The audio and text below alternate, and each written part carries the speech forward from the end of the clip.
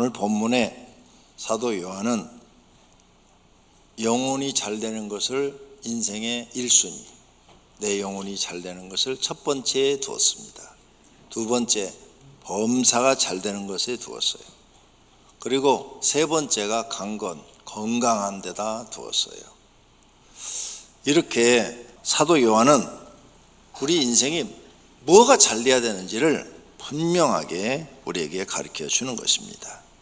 하나님은 우리가 영혼이 잘 되는 것에 우선순위를 둡니다. 어리석은 자여, 오늘 밤에 내 영혼을 도로 찾으리니 그러면 내 준비한 것이 누구의 것이 되겠느냐.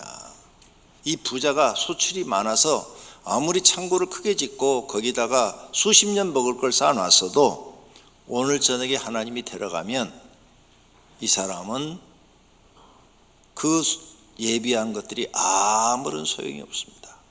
허무한 것들이 되는 거죠. 그리고 구원 못 받아 지옥에 떨어지면 인생을 완전히 잘못 산 겁니다. 그래서 영혼을 위해서 사는 사람은 자기 인생을 지혜롭게 산 사람이고 준비를 잘한 사람이다. 이걸 예수님이 우리에게 가르쳐주는 말씀인 것입니다. 예수님은 하나님 나라에 계시다가 하나님으로 계시다가 인간의 몸을 입고 이 땅에 오셨어요. 그리고 이 땅에서 사람처럼 사시다가 다시 십자가 지고 죽었다가 부활 승천하셨습니다. 그리고 성경에 보니까 하나님 나라의 보좌에 앉으셨다 이렇게 되어 있어요. 그냥 된 것이 아니라 육신으로 오셔서 이런 사람이 큰 자가 된다. 그 큰 자가 되는 걸 우리에게 보여준 거예요. 섬기는 자가 큰 자가 된다. 예수님이 이렇게 우리에게 가르쳤어요. 그래서 우리를 섬기셨어요. 인자가 온 것은 섬김을 받으려 함이 아니라 도리어 섬기려 하고, 예수님은 하나이신데 섬김을 받으러 온 것이 아니라 섬기러 오셨대요. 섬기려 하고 자기 목숨을 많은 사람의 대속물로 주러 오셨다. 이 대속물로 주는 것도 섬기는 거예요. 인간을 섬기는 거예요. 이렇게 예수님은 철저하게 섬기는 자가 큰 자가 된다 이렇게 말씀을 하시면서 사람들을 섬기신 거예요. 그래서 승천하시고 올라가셔서 우리에게 하늘의 보좌 우편에 앉아있는 모습을 보여주시는 것입니다.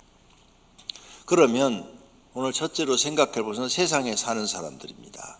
세상에 사는 사람들은 육신을 위해서 살죠. 세상 모든 사람은 보이는 세계만 믿고 보이지 않는 세계는 안 믿어요. 그래서 보이는 육신의 눈으로 보이는 것만 믿고 삽니다. 이게 전부인 줄 알아요. 그래서 그 보이는데 남한테 보여주려고 높아지려고 남한테 보여주려고 과시하려고 권력을 잡으려고 그러고 세상에서 높아지려고 하는 거죠. 근데 사실은 이 보이는 세계는요, 보이지 않는 세계에 비하면 10,000,000분의 1도 안 보이는 겁니다. 우리 눈으로 볼 수 있는 것은 극히 제한되어 있어요. 여러분 마음 있잖아요. 안 보이잖아요. 근데 마음이 더 중요하잖아요. 사람 외모보다 마음이 더 중요하잖아요. 아무리 외모가 잘생겨서도 마음이 삐뚤어진 사람 사귀면은 내가 불행해지잖아요. 그러니까 마음이 더 소중한 걸 우리가 다 알아요. 볼 수 없어요. 현미경으로도 안 보여요.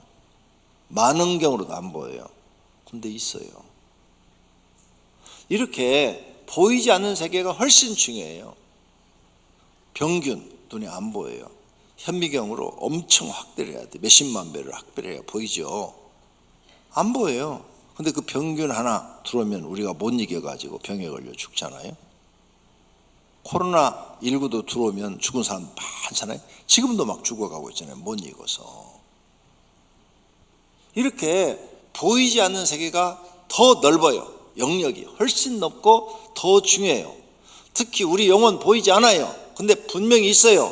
하나님 눈에 안 보여요. 근데 하나님 분명히 존재하고 계세요. 천국도 눈에 안 보여요. 100% 있어요. 지옥도 있어요. 안 보인다고 안 믿으면 그 사람만 손해요. 병균이 한두 개입니까? 수십만 개지 않습니까? 에볼라 같은 병균 하나 들어오면 다 죽잖아요. 치명률이 8, 90%던데 이렇게 안 보이는 세계가 더 무섭고 두려운데 사람들이 눈에 안 보인다고 안 믿는 거죠. 생각이 짧은 거죠. 보이지 않는 세계가 더 중요합니다. 그런데 육신을 위해 사는 사람들은 보이지 않는 세계는 안 믿고 보이는 것만 믿는 거죠. 그래서 눈에 보이는 직책, 높은 직책, 높은 권력, 눈에 보이는 것만 믿고 그것만 얻으려고 그냥 노력을 합니다. 그런데 이렇게 육신을 위해 사는 사람들의 결말을 한번 보세요. 자기 생각대로 되지 않아요. 이렇게 자기 생각대로 안 들면서 세상에 이 일 저 일 다 해보는데 사는 게 힘들어요. 그리고 그런 일들을 살면서 마음의 상처 많아요. 가족에게 받은 상처, 직장에서 받은 상처, 친구들한테 받은 상처. 그러다 보니까 사는 게 불안하지요. 항상 두려움이 마음속에 있지요. 고통스럽지요. 짜증나지요. 신경질 나지요. 때로는 막 분노가 폭발하지요. 그래서 물건도 막 집어 던지잖아요. 그러다 보니까 때로는 불면증 오죠. 우울증 오죠. 인생의 허무함을 느끼는 거죠. 그래서 전도서에 잘 써놨어요.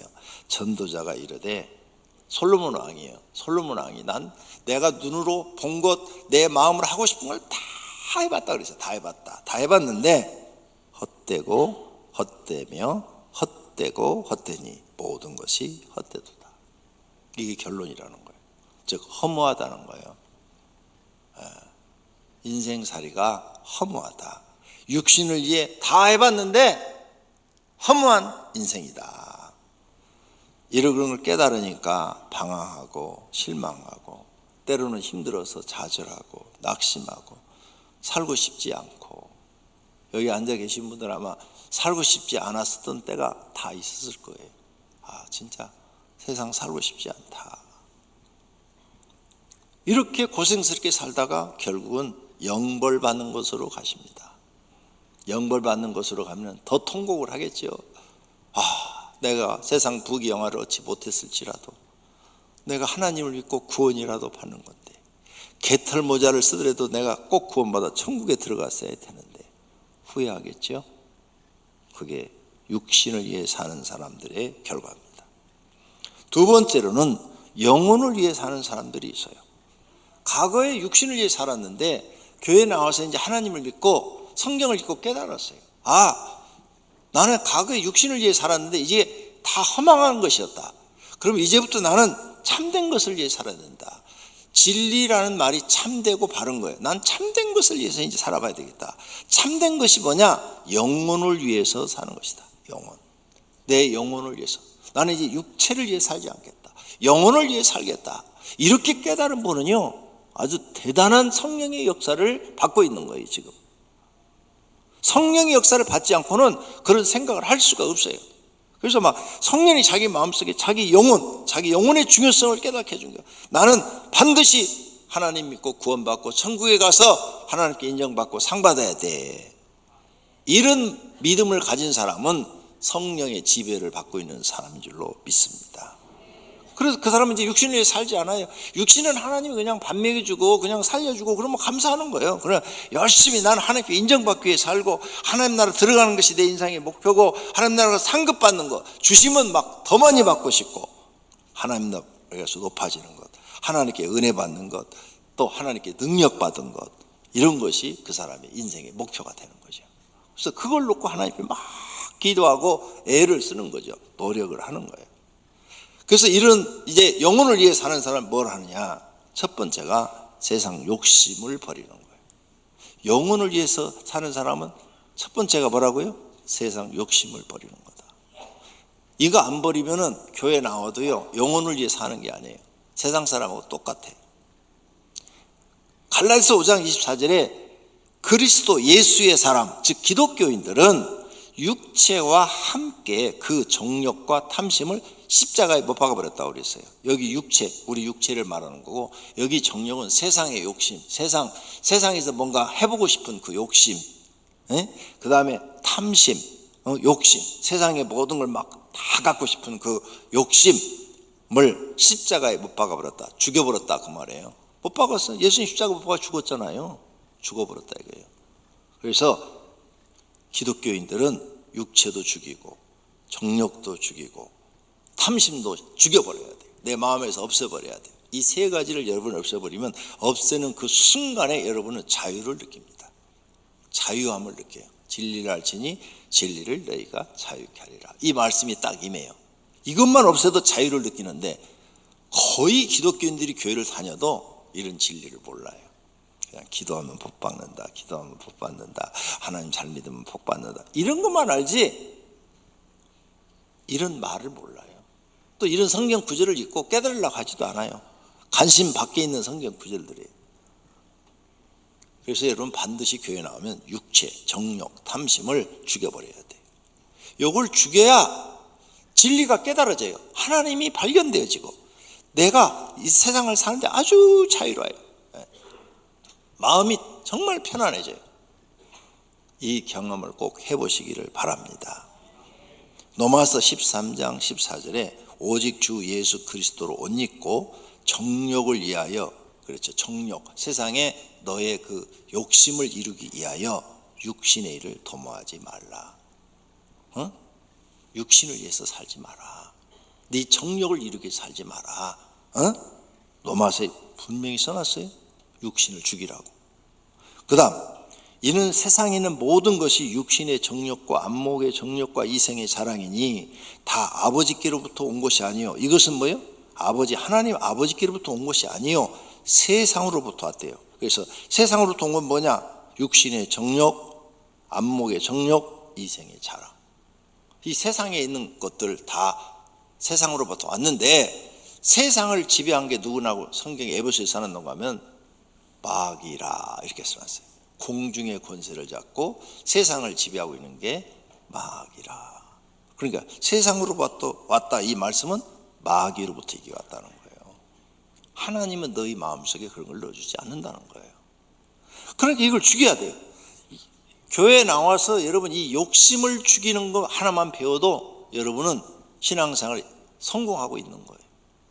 그 다음에 영혼을 위해 사는 사람은 하나님을 경외하는 일을 합니다. 첫 번째가 뭐라고요?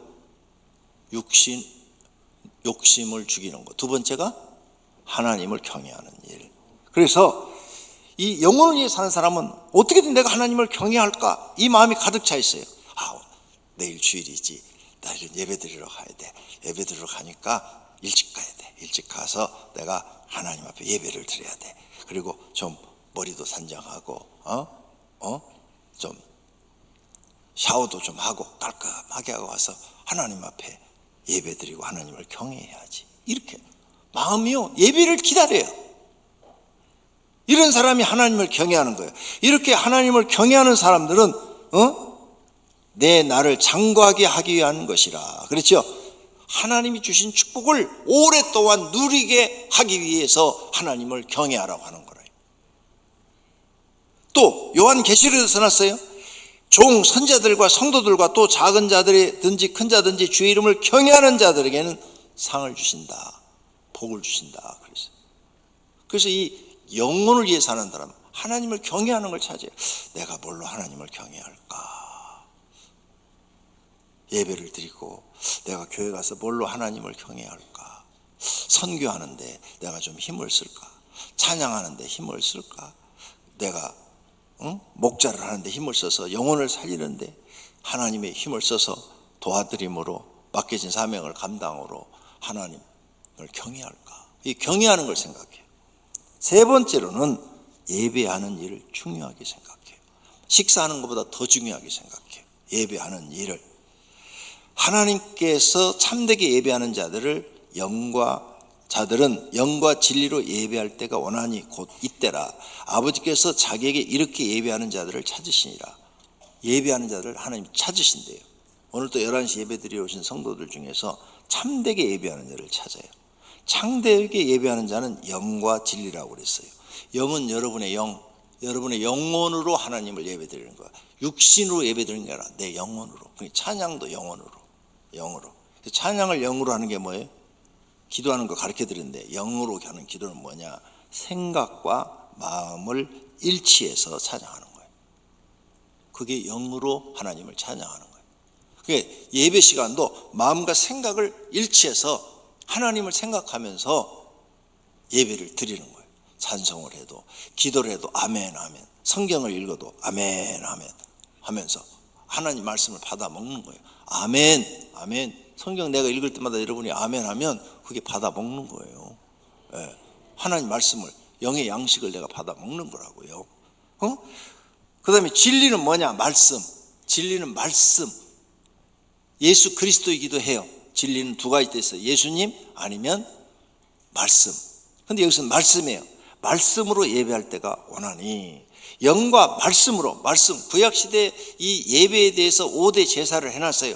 5대 제사를 드리려면 예물을 준비해야 되는데 1년 된 흠 없는 양으로 해야 돼요. 1년. 비둘기도 1년 된 거, 흠 없어야 돼요. 그것을 흠이 안 생기게 1년 동안 정성껏 키워갖고 하나님께 드리라는 거예요. 즉 예배는 마음을 다해서 정성으로 하나님께 드려라. 그런 예배자를 찾는다는 거예요. 그런 사람에게 하나님은 은혜를 주시고 깨닫게 해주시고 지혜를 주시고 믿음을 주시고 하나님 나라 영생을 주신다는 거예요. 그런 사람이 자기 영혼을 위해 사는 사람이에요. 그래서 여러분, 하나님이 이렇게 예배하는 찾는다고 써놨죠. 예수님이 직접 말했어요. 절대 예배 시간 늦지 마세요. 오늘은 늦으셨어도 다음 주부터 늦지 마세요. 네, 정말이에요. 예배 시간 늦으면 하나님 앞에 여러분 약속을 안 지키는 거예요. 오늘 5분 늦게 나왔어요? 그러면 다음 주는 10분 먼저 출발하시면 돼요. 8시에 출발했더니 5분 늦었다. 그러면 7시 50분에 출발하면 되는 거예요. 7시에 출발해서 오시는 분도 있어요.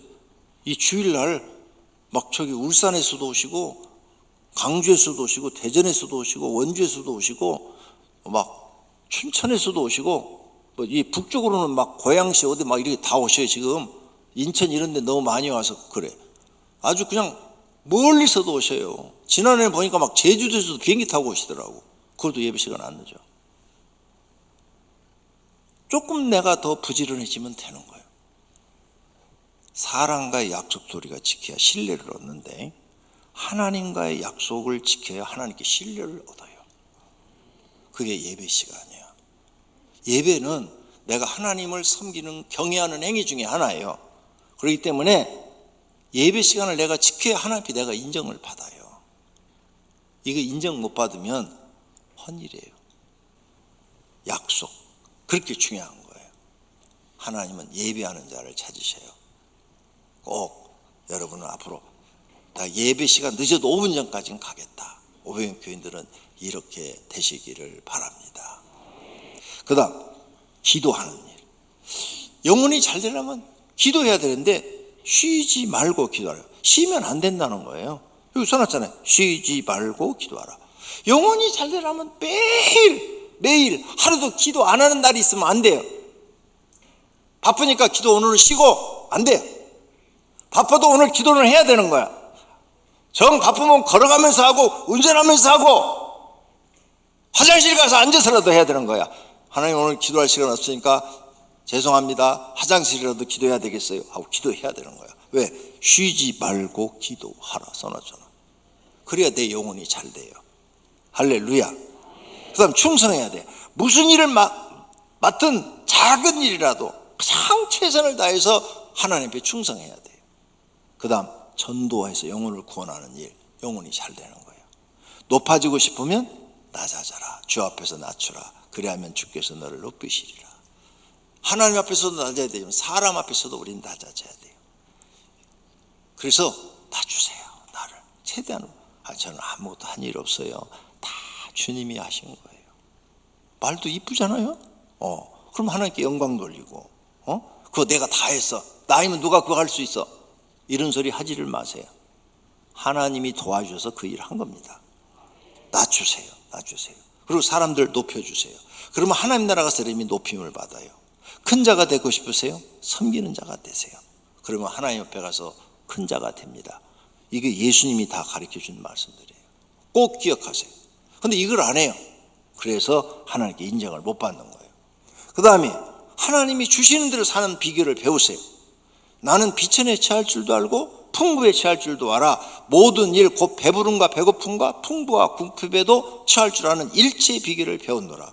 사도 바울은 가난에 처할 줄도 알고 부유함에 처할 줄도 안돼요. 배고픔에도 나는 잘 견디고 배부를 때도 하나님을 잘 믿고 풍부와 궁핍이 없는 거잖아요. 없는 거.